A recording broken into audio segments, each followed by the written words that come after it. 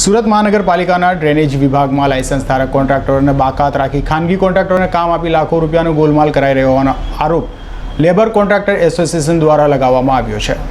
સુરત મહાનગરપાલિકામાં છેલ્લા 6 વર્ષમાં 5 થી 6 કરોડ રૂપિયાના કામોમાં 60% કામ કરી ખાનગી કોન્ટ્રાક્ટરોએ 100% બિલ મંજૂર કરાવ્યું હોવાના આક્ષેપ સાથે એસોસિએશનના પ્રમુખ અખ્તર પઠાણે જણાવતા ઉમેર્યું હતું કે આ બાબતે ગાંધીનગરમાં કરેલી ફરિયાદ બાદ તપાસના આદેશો પણ પાલિકા કમિશનરે પડીકું વાળી દીધું છે। તેથી સુરત મહાનગરપાલિકા કમિશનરે સમગ્ર મુદ્દે તપાસ કરવા આવેદનપત્ર આપ્યું છે। વધુમાં લેબર એસોસિએશનના પ્રમુખ અખ્તર પઠાણે જણાવ્યું હતું કે પાલિકાએ લગભગ 350 જેટલા પ્લમ્બરોને લાયસન્સ આપી પાલિકાના કામો માટે રાખ્યા છે।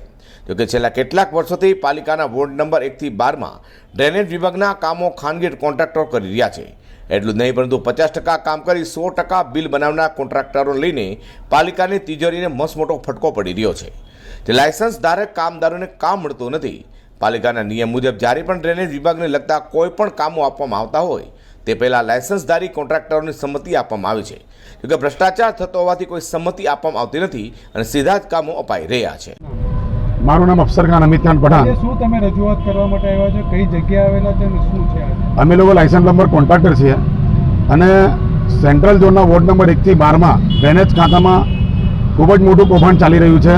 અમે પણ લાયસન્સ નંબરો છે, અમને કામ કોઈ આપવામાં આવતું નથી। મુશ્કેલીથી 5 લાખ 10 લાખનું વર્ષમાં કામ આપવામાં આવે છે અને એમનો ચહીતા પ્લમ્બરો છે જે લોકો વર્ષોથી 5 વર્ષથી આર્થિક રીતે મહાનગરપાલિકાને નુકસાન કરી રહ્યા છે તેઓનો ડાયરેક્ટ કામ આપી દેવામાં આવે છે। એ તો હાલમાં અમે લડીને સંમતિનું સ્ટાર્ટ કરાવ્યું છે 5-6 મહિનાથી વર્ષથી, પરંતુ 5 વર્ષથી તો હું જોતો રહ્યો છું કે સંમતિ કઈ જગ્યાએ આવેલા?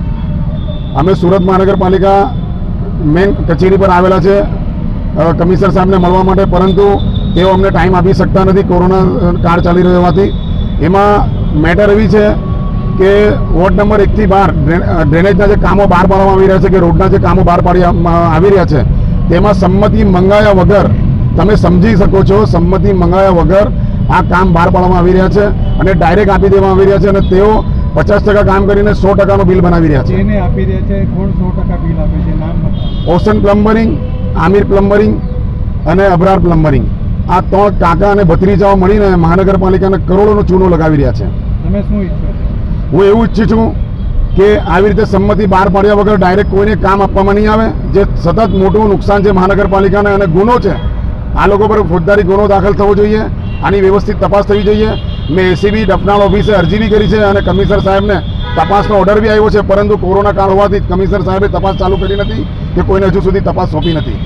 વધુમાં કોન્ટ્રાક્ટરો દ્વારા પાલિકાને લાયસન્સ ધારક પ્લમ્બરોને કામ ન આપી ખાનગી પ્લમ્બરોને કામ આપી દેવા મામલે વિજિલન્સ તપાસની પણ માંગણી કરવામાં આવી હતી। અઝર કુરેશી સાથે પ્રકાશવાળા, G10 ન્યૂઝ।